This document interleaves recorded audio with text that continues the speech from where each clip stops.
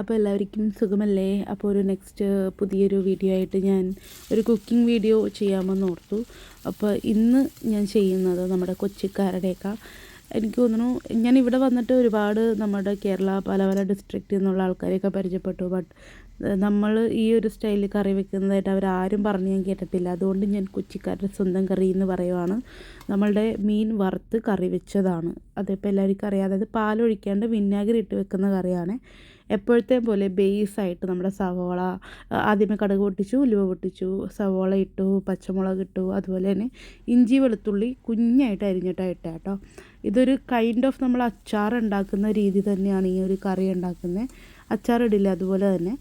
അപ്പോൾ ഇതിൽ ഞാൻ മല്ലിപ്പൊടി മഞ്ഞൾപ്പൊടി ഇട്ട് നന്നായിട്ട് വഴറ്റി ആദ്യമേ ഞാൻ 2 മസാലയും പിന്നെ കുരുമുളക് പൊടിയാണ് ഇട്ട് കൊടുത്തത്. പിന്നെ ഇത്തിരി അധികം നല്ല എരിവുണ്ടാവും ഈ കറിക്ക്, അതുകൊണ്ട് കുറച്ചധികം തന്നെ മുളക് പൊടി ഇട്ട് കൊടുത്ത് നന്നായിട്ട് വഴറ്റി.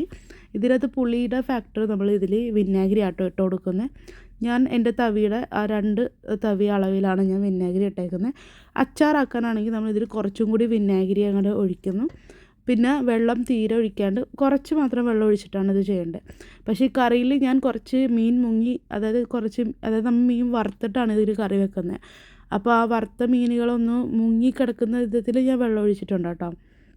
എന്നിട്ട് ഇതെല്ലാം വരട്ടി തീരെ ചാറില്ലാത്തൊരു കറിയാണ്. ഒരു പിക്കിൾ അച്ചാർ പോലെ തന്നെ സൈഡിൽ ഞങ്ങളുടെയൊക്കെ വീട്ടിൽ ഇത് വെച്ച് കഴിഞ്ഞാൽ അടിപൊളിയാണ്. കൂടുതൽ ഞങ്ങൾ ഈ കറി വെക്കുന്നത് ചാള അയില ഒക്കെ കൊണ്ടാണ്. അപ്പോൾ എണ്ണയൊക്കെ തെളിഞ്ഞു വന്നിട്ടുണ്ട്. അടിപൊളി കറിയാണ് റെഡി. എല്ലാവരും ട്രൈ ചെയ്ത് നോക്കണേ.